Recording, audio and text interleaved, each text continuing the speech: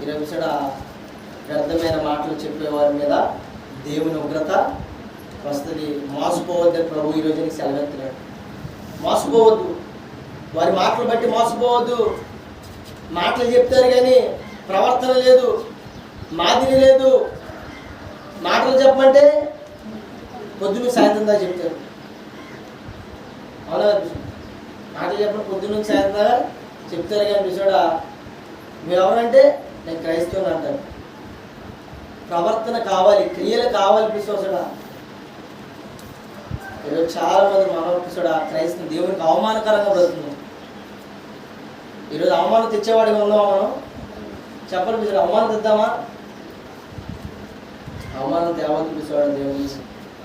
దేవుని ఎందుకు భయభక్తులు కలిగి ఉండాలి. ఈరోజు వ్యర్థమైన మాటలు చెప్పేవారికి వాళ్ళని దూరంగా చేయండి. ఈరోజు వాళ్ళని కట్ చేయండి. ఈరోజు పిసోడా లేకపోతే పిసోడా మనం మోసపోతాం. లోకమే మోసం, లోకంలో ఉన్నదంత పాపం, లోకమే మోసం అని ప్రభు ఏమి లేదు పిసోడా. లోకంలో సావాసం చేస్తే నువ్వు ఖచ్చితంగా మోసపోతావు, ఖచ్చితంగా మోసపోతావు ప్రభు చెప్తున్నావు. నువ్వు దేవుడితో ఉంటే నువ్వు మోసపోవు. మోసపోయేవాడిని నీవు రక్షిస్తావు. కొట్టు చెప్పలాడిగా. దేవుడు వాక్యం చేత చెప్పి అతను ఏం చేద్దావు? రక్షిస్తావు. దేవుడితో ఉంటే రక్షిస్తావు. చూడ పౌలు గారు మరలా చెప్తారు, ప్రియులారా మనకి వాగ్దానములు ఉన్నాయి కనుక దేవుని భయంతో పరిశుద్ధతను సంపూర్తి చేసుకొనొచ్చు శరీరాన్ని ఆత్మను కలిగిన సమస్త కల్మషముల నుండి మనం పవిత్రంగా చేసుకోవాలి. అంటే పిసోడా మన శరీరానికి లోపల ఉన్న పిసోడా మన ఆత్మ పిసోడా కలిగిన సమస్త కల్మషం అంటే పిసోడా మురికి. అనగా ఎక్కడో చోట మురికి అంటుతూ ఉంటుంది మనకి. శరీరానికి అంటుంది, ఆత్మ లోపల ఆత్మ కూడా అంటుంది. ఎందుకంటే ఈ లోకమే పెద్ద మోసం, ఈ లోకమే పెద్ద మురికి. ఈరోజు ఈ మురికిని ఏం చేస్తున్నాడు ప్రభు? ఏం చేయమన్నాడు? కడగమంటున్నాడు.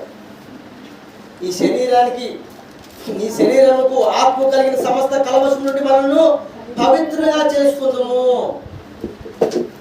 పౌలు గారికి పిసోడా అన్నీ తెలుసు. ఎందుకంటే ఈ లోకంలో ఉన్నదంతా ఏంటమ్మా? ఏమన్నది? మురికి. ఈరోజు అంతా పిసోడా అంటే పిసోడా వేస్ట్. ప్రభు చెప్పిన ఎంత వేస్ట్ పిసోడా. ఒక డ్రైనేజీతో పోల్చాడు ప్రభు లోకాన్ని.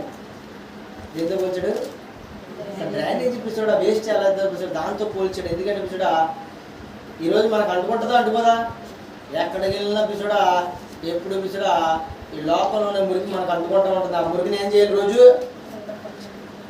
కడగాలి. మన ఆత్మకే మన శరీరానికి అంటుకోకుండా చూసుకోవాలి. అవునా కదా? మురుగుతో మనం పడుకుంటామమ్మా, హ్యాపీగా ఉందిలే. ఎంత